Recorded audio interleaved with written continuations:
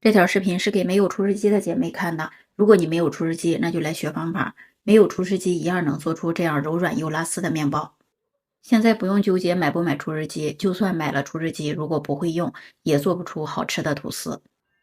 還是先從和面開始。做面包要想好吃，一個就是方法，另一個就是要下面種。這個烫种就是我見過和用過最簡單的方法。只要做好，不用隔夜，也不用冷藏多長时間，只要放凉和煮面团一起和面就行。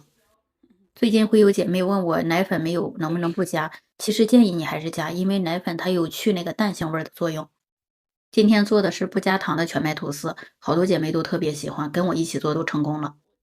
吐司要想好吃，吃起來口感好，那含水量一定得高。这個面团就是偏軟面团，微微有點粘手，把它用刮鏟攪到沒有乾粉，放到冰箱裡冷藏1個小時，拿出來再用。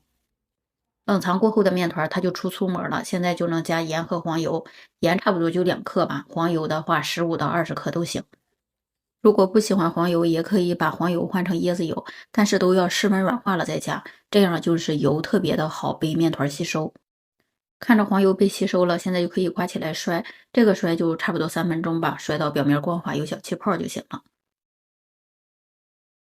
現在把面团扒薄加酵母，我用的就是鲜酵母，差不多就8克吧。這個酵母也是，如果你的面团在上一步摔的時候，你感覺它含水量夠了，那到這一步就不用再加牛奶了，直接室溫把它軟化成膏體，直接抹到面团上。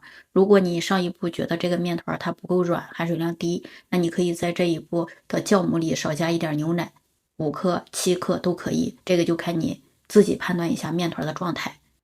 還是把牛奶讓面团吸收了，然後刮起來摔，這一步差不多摔6、7分鐘吧。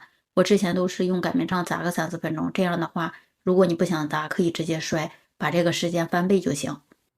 摔好的面团還是表面比較光滑，能拉出特別薄的膜。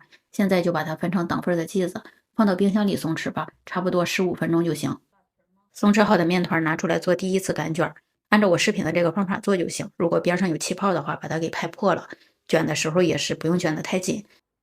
全部都做好了，再放着鬆弛10分鐘。這個如果室溫高的話，還是放到冰箱裡鬆弛。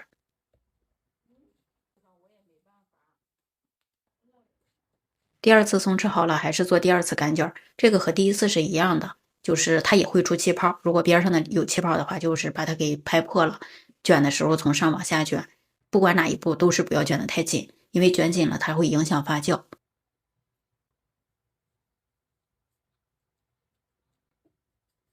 做完第二次擀卷就能发酵了，我還是放到烤箱裡發酵，33度發了1個小時。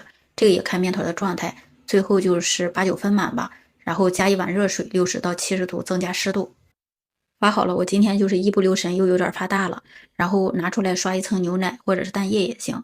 烤箱還是提前預熱，上火160，下火175，烤了32分鐘。覺得中途顏色可以了，就加蓋一張錫紙。